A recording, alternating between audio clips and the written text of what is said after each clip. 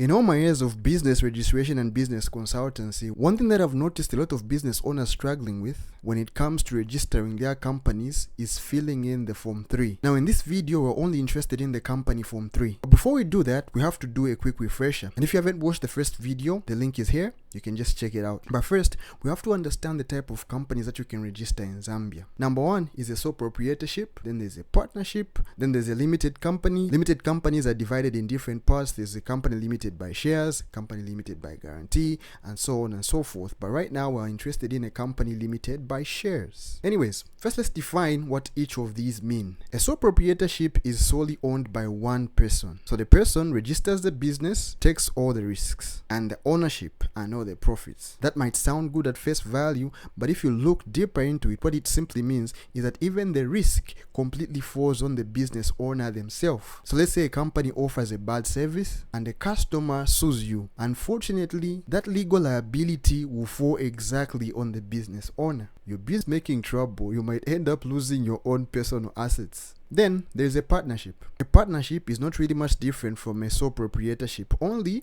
that the risk is shared among partners. Now partners can be 2 all the way up to 10, and partners can also be business entities. But ultimately, at least the risk is shared among different people. So for example, if you're the 3 of you, the business messes up, a customer sues you, the liability is going to be shared among the 3. At least you can gather all your resources and be able to solve those kinds of problems. Then the best option that you can register is a limited company. Now, a limited company is just that. It's its own entity. And what that means is that all the liability falls on the company, not on the business owners. That simply means if the business messes up, a customer sues you, that customer is not going to go after your personal assets. They are going to go after the business assets. At least that saves you from going to jail over certain things that the business is able to do. So as far as the refresher goes, we're going to end it here. So a sole proprietorship and a partnership are so easy to register. All the information is just so basic. The only one that we're going to concentrate on in this particular video is the company limited by shares. Now, even in that Form 3 of the company limited by shares, there are some certain things that are just so basic. We're going to focus on the few sections where business owners normally go wrong. This form is divided into different parts, and these are named in letters. We're going to start with part A. Now this should be simple enough, but a lot of people actually make a mistake on this same part. They're going to put an X on the first option there that says private company limited by shares. Now on the second part here,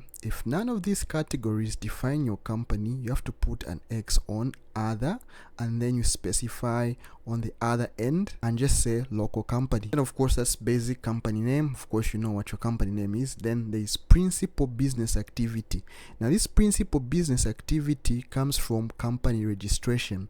So if you had registered your name and it has been approved, PACRA will actually send you an email and a document following that registration that talks about the nature of your business. And in there's even a code. So you have to put in the code as well as what the business does. And if you registered more than one nature of business, of course you have to put in on that other section that says other business activities. You put in all those other things with their codes as well. Then this section, for most people, if the articles are going to restrict your nature of business, for most people this will be no. The type of articles, again, for most people this is going to be non-standard. Of course, this is just your physical address and everything. Easy. Nominal capital. Now, nominal capital is a number of shares. So the minimum is 20,000. Of course, you can just go with the 20,000. Then, of course, the class of shares here is going to be ordinary. Then you're also going to put the number of shares which are going to be equal to the nominal capital, right? Of course, the par value is going to be 1 kwacha. Then you put in the financial year end that you had put when you were registering the business name first. Then the details of the directors on part B. This you can easily just fill in. It's as easy as pie. Part C, on the shareholders, here I can only just remind you of one thing: name of body corporate. Now this comes in when you're registering as a business. So let's say a business is registering another business. Now this is where you put in all those information. But if you're going to be individuals, especially just 2 directors and things like that, you just skip this part. Registration number, of course, all this relates to when a company is registering the business. So you just forget about that. And on phone number here, you continue filling in the details of the directors their emails there, address, number of shares. Now here you've decided of the percentage of shares that you're going to have. For most people, you probably don't have an active director, just somebody who's a dummy, maybe your relative, your niece, that you're just going to put there. You can give yourself 99% and just give them 1%, and then you can fill in accordingly here.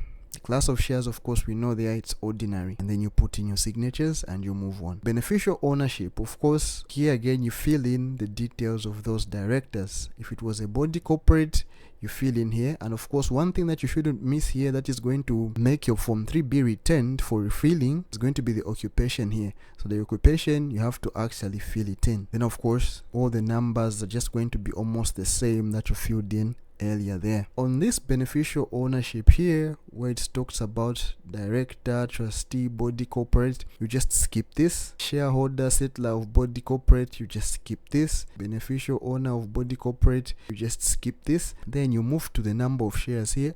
Again, you have to put in exactly what those shares that you put there at that first part, you put in accordingly here. Now here is the most complex part that you actually need to be very, very careful. The nature of beneficial ownership should be filled in completely and clearly. So here you're going to say Director A and Director B, of course you're going to put in their name, are the ultimate owners of their shares, owning whatever percentages that you shared respectively. Voting rights and dividends are maintained through whatever those percentages of ownership, and then of course the voting rights and entitlement respectively. And you're just going to end it there. Of course, get the gist of what I'm saying. Don't type this exactly, but if you can, I think it can also work. Then of course you put in the date there. This part about being politically exposed, also very important. You have to fill this in. If none of the people are politically exposed, you have to say not politically exposed, and you move on. Of course, the signatures are put there. Part E, guarantors. This is only for companies limited by guarantee, and since here we're only interested in the company limited by shares, we just skip this whole part. Part F, of course, you fill in the company secretary here. Easy. All the information here is just as basic. Then declaration of compliance, of course, here this is basic. They give you some templates here of all these things that you can, so you can delete whatever does not apply to you. If you are a director who's declaring compliance, you put in there director, you delete the rest of the things. Part H, of course, the company, the person that is filling in your details. So if you're going to use an agent like me, I'm filling in all this for you. I have to put in all my details here, and of course I'm going to sign at the end. Once you filled in all this, then you're done. As easy as all that.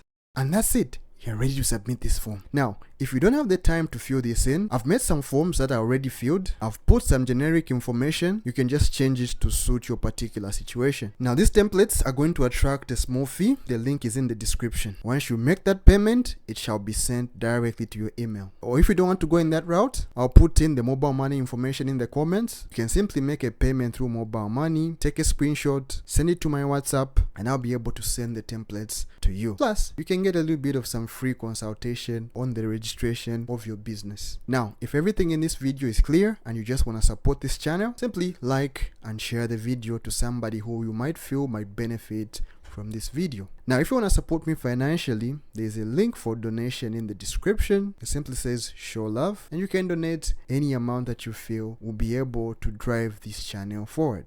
All right, thank you very much. See you in the next one.